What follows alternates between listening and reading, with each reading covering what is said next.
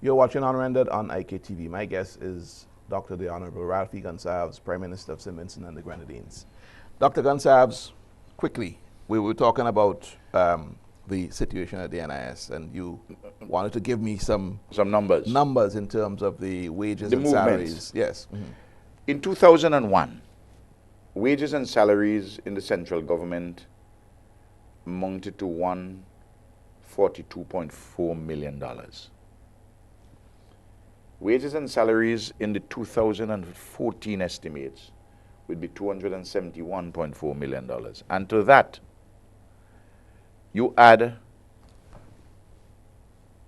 BRAGSA, Tourism Authority, statutory corporations, which were in the central government in 2001. Yes. But they still get subventions. Yes, but what I'm saying, so the $271 million underestimates the full wage bill. The full wage bill compared to 2001. Right. No.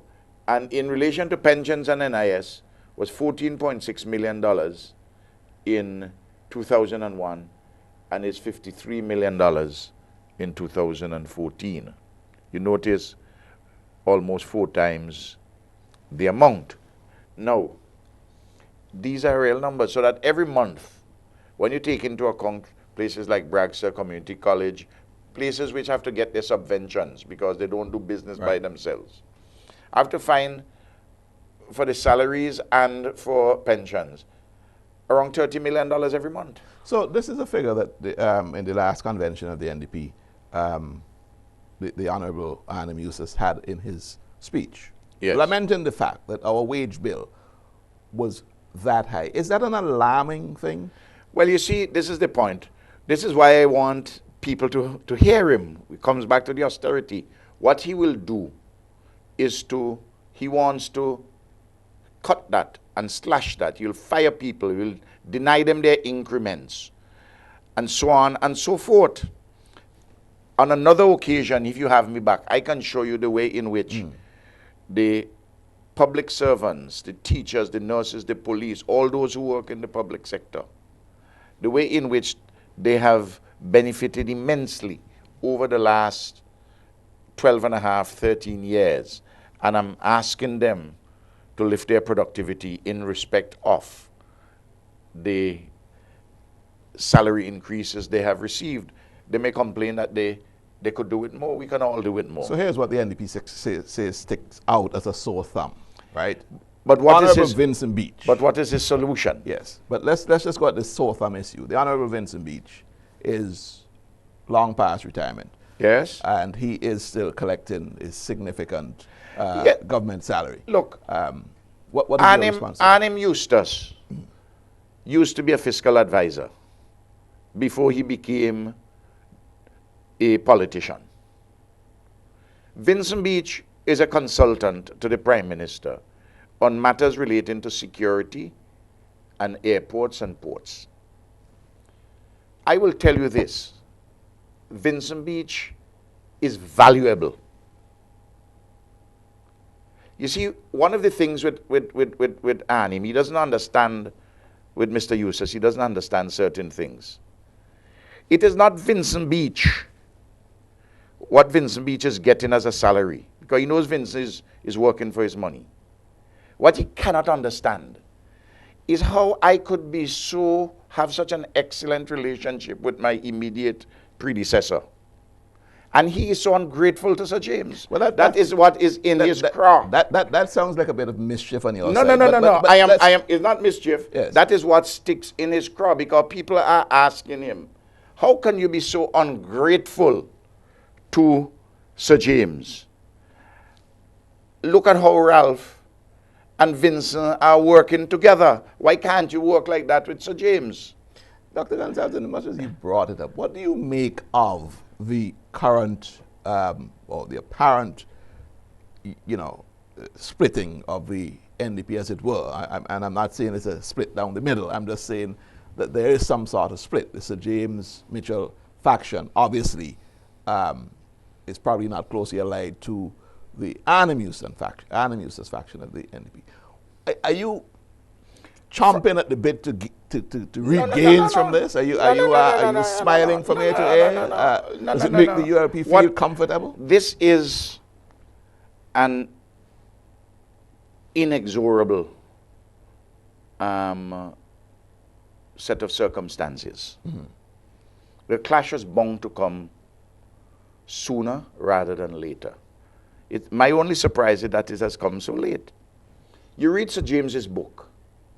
Sir James has a different kind of a vision to Arnim Eustace, you know. Even though Sir James and I may not share certain philosophical premises, we at least have a feeling and a connection for the poor to develop education. Are you saying that Mr. Eustace does not have a connection to the poor? No. I'm saying that. If you want to take away their benefits because of austerity, what would result?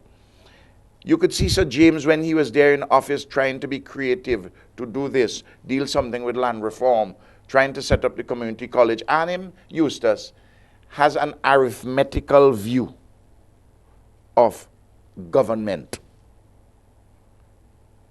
and therefore a limited perspective, and not a visionary.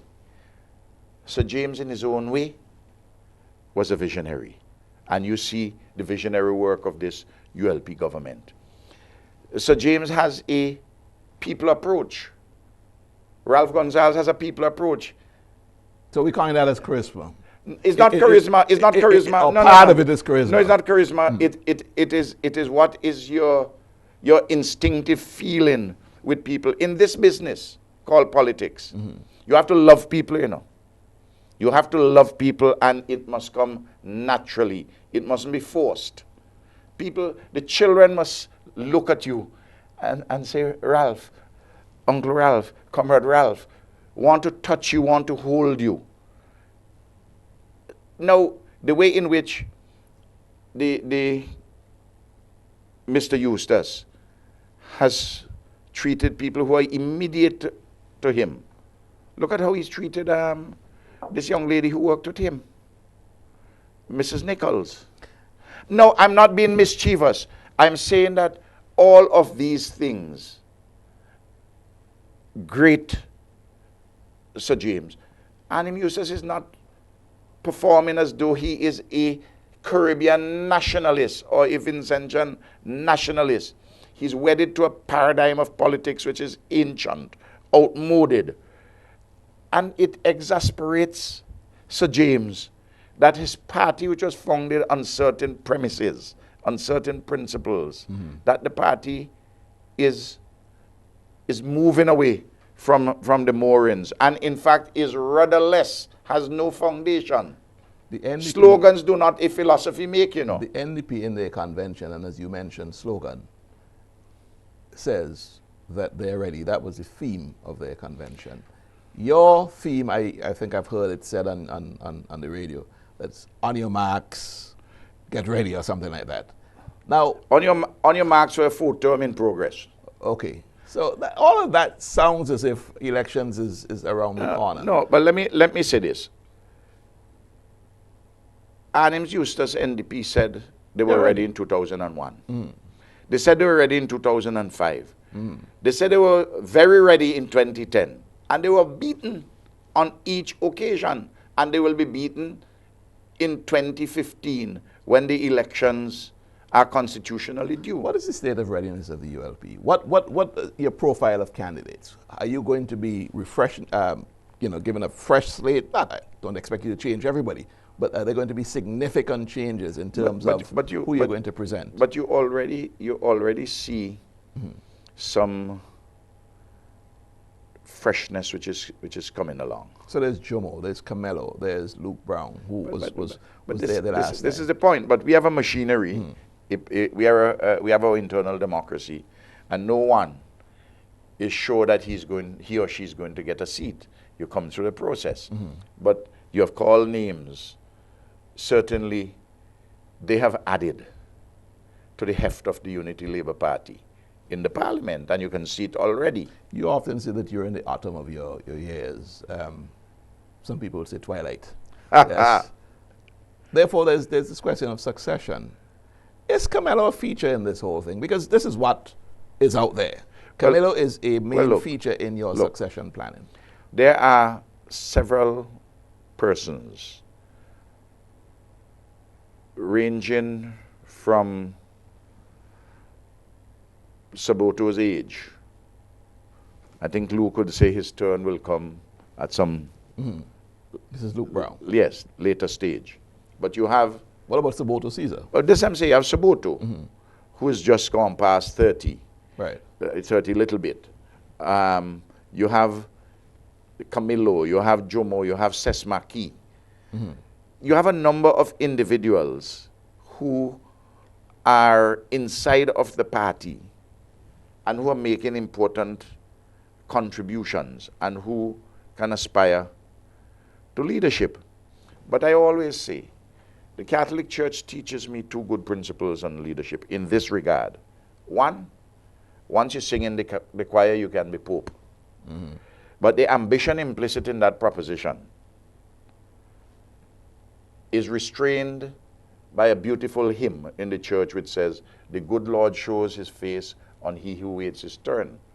I think that is part of Lyndon Lewis's problem. He understands the first part of that teaching, but not the second. And there are a number of persons fall by the wayside because they get a little too eager. Now, I am 67 years of age. I'm in good health, knock wood. I work very long hours.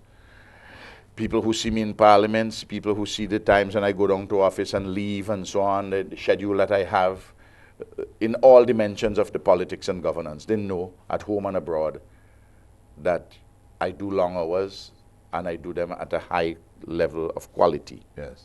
Now, so that when a person says twilight, and Eustace is 2 years older than me, and it is for the public to judge whether he has my energy, however you define energy, and I'm in the seat. It's a different story when you're not in the seat and hoping to come in to make your austere changes. Now, that's a horse of a different color. And the truth is this. Every morning, Vincent Beach and I have tea or coffee at around 7:30 when I arrive by the office. He will come in with my permanent secretary, P.S. Pompey. We deal with national security issues, airports, seaports, the Grenadines affairs, all the various things under the portfolio, NEMO, Maritime Administration, which Mr. Pompey is the permanent secretary for. LIAT. Right. When I'm finished with the briefing with Mr. Pompey, You start on the political side I of will things. say to Pompey, I say, Pomps, Sir Vincent and I have a discussion which is above your pay level, which is above your pay grade. And he and I will talk about how we deal with issues strategically. He and I, when we sit down, you're talking about roughly 100 years of political experience, and including years at the highest level. In the case of Arnim Eustace, he's fighting Sir James. He has fought Parnell Campbell. Parnell and Sir James are two of the most important, in fact, the important strategists of the NDP victories over the 4 terms which they won. And he isolates himself from them. And people must ask why. Is that how he's going to govern? Is he going to go and seek advice from, quote unquote, I don't want to belittle anybody, little boys and girls who are not ready for the big time? Dr. Gonsalves, is this, and those are issues which you have to reflect on. I don't want to dwell on the going-ons in the NDP, but in your opinion, is this current impasse, if you want to call it that, discord, this unity between Sir James and Arnim Eustace, is that going to hurt them in the next election? Do you think it will? Do you think it's significant? I know it will hurt them. I know it will hurt them. It will hurt them generally, and it will hurt them in specific constituencies, in the northern and southern Grenadines, in North Windward, in North Leeward, in Greggs. And what if they in were Lauders. to patch their differences? Huh? What if they were to patch their differences in time? Well, I'm sure they could. They would be able to patch their differences if they want to, but for how long? The truth is this: the visions are different. The visions are different. This is not a personality issue. The vision of Sir James is an entirely different vision. So you're saying there's a fundamental difference Absolutely. between Sir James and him. Let's just... And let me just go back to one thing. The ULP has always been ready for elections. We are the only political party in the history of this country that has won 4 elections in terms of the majority of the votes. And you don't do that by guess. 1998, though we lost by 1 seat. Yes, you won the majority of the vote. 55% of the vote. 2001, 2005, 2010. So James led his party to victory 4 times. 4 times.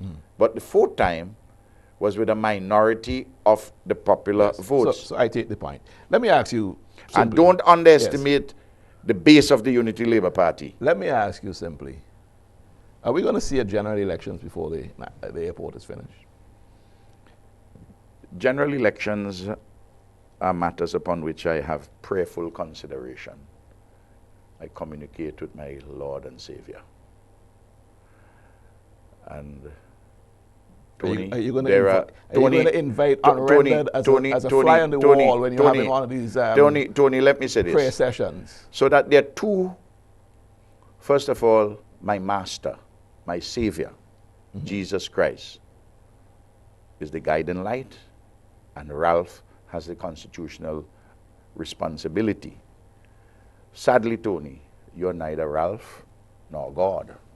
So I wouldn't tell you an unrendered. So I guess I have to find that out otherwise. Not even Eloise knows the date. Would know my thinking until it is completely crystallized. And when the announcement is about to be made. The same thing with Julian Francis or Vincent Beach. I keep the matter close to my chest.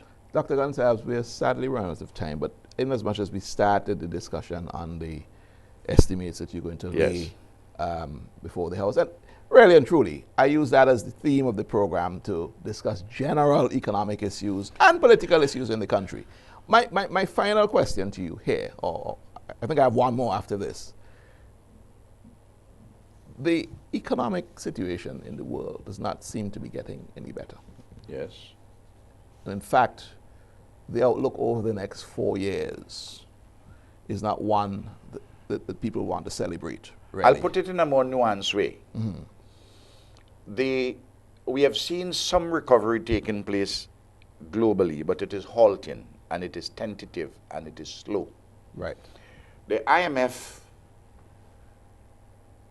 chief economist, Mr. Blanchard, said that he doesn't see the world economy coming back on a sustained keel until the end of 2016.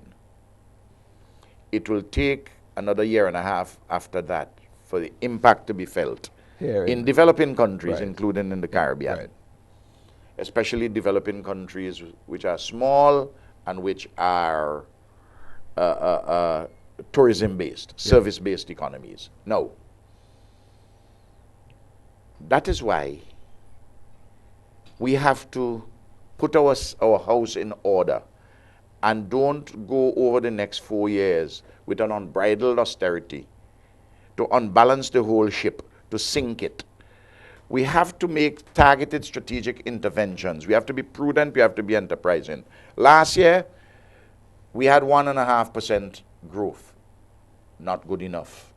This year, we are having at least that and probably a little more, because though we have seen a a growth in value added in the first half of this year from the agricultural sector, resulting from higher production of root crops, vegetables, bananas, and livestock. We have seen increases in the manufacturing sector. Beer, for instance, the production has gone up 72%, feeds 10%, flour 7%. We have had tourism arrivals going up from Canada and the UK, 3.1% and 1.8% respectively. Though overall we have seen a decline in the stay-over visitors because we have had a big decline of 7.8% in regional tourists because of the high cost of air travel. The category yacht passengers, the first half of the year we grew by about 2.7%, following upon a 3% last year. In short, we are coming out, and their niches. For instance, we see what is happening in Canawan. The investments are taking place. And we see land sales picking up back in Mustique and other activity. We had this year an increase in construction, as there was a 24% increase in the imported value of construction materials and supplies in the first half of this year. So, so there is there's a little uptick. Yes. But not yet out of the woods. So wait, but I'm conscious of the fact that we're actually at the end of the program. But I want to ask you this question though. In as much as there's a lot of tentativeness in the recovery of the world economy. Yes. In as much as we still battle the challenges that we have here, yes. Small sizes, and so on. Yes. To sustain our current levels of expenditure. Let me ask you a question. Is an IMF program imminent for St. Vincent and the Grenadines? No. You don't see it? No.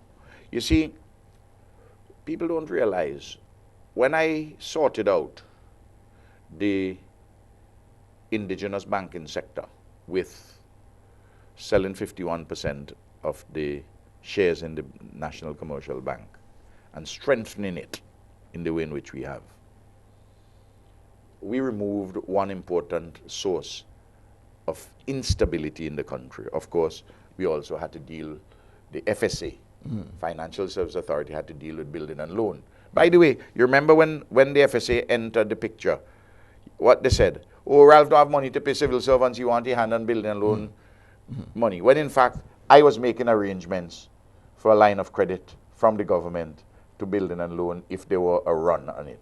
To stabilize somewhat, consolidate, we have to see it grow back. Though there are challenges from the financial sector in the rest of the region, and that can create some dissonance. But for St. Vincent and the Grenadines alone, remember this, Tony, when Grenada defaults on a loan, when the St. Kitts because of the monetary union, we are all exposed on a loan, it becomes difficult for me to raise money. Yes. And on the terms which I would want to raise it. Because of the monetary union. Because of the monetary union. So that's one of the downsides. And that's one. And the point about it, point about it is this too: when you have the central bank having to intervene in two banks in Anguilla and a sizable bank in Antigua, there's a potential there for uncertainty. Yes. But we have addressed, for instance, the Stanford Bank together, and I believe we can address all these challenges together. Yes. So I don't. So you don't envisage an IMF program. The people who would want to take St. Vincent and the Grenadines to an austere IMF program, indeed, is Anim Yusuf and the New Democratic Party. Dr. Gonsalves, we're at the end of this program. We've actually run over time. I know topics like the S debates, well, you guys spent hours in the House, and we Yes. only afforded 1 hour here. Yes. But certainly, it is the intention of IKtv to invite you back for more sessions. I will discuss the fiscal position of the country, the economic position. I would like to come back and to provide even more details than we have been able to go through. But I think we have a broad understanding because appreciation of what we can expect. Just to say that the budget this year, the estimates is $911.5 million. Right. A 14% increase over the approved budget last year for 2013. But this is as a result really of fundamentally, principally, of a 45.5% increase in capital spending because of the inclusion again of the money for the airport, for the airport, the rollover of that money. Right. And there's a small 5.2% increase in recurrent spending because we have had to hire more police, Coast Guard, more police to help with at the port. We have had to do some things in technology and the like. So we'll have you back here. Yes. Dr. Gonsalves, thank you very much. It's been a pleasure. Thanks very much. Having you on the program, and I wish you a good session on Tuesday. Thank you very much. much. When you present the estimates. Thank you. Thanks for coming. Thank you. This has been another edition of Unrendered. My guest was Dr. the Honorable Ralph Gonsalves, Prime Minister of St. Vincent and the Grenadines.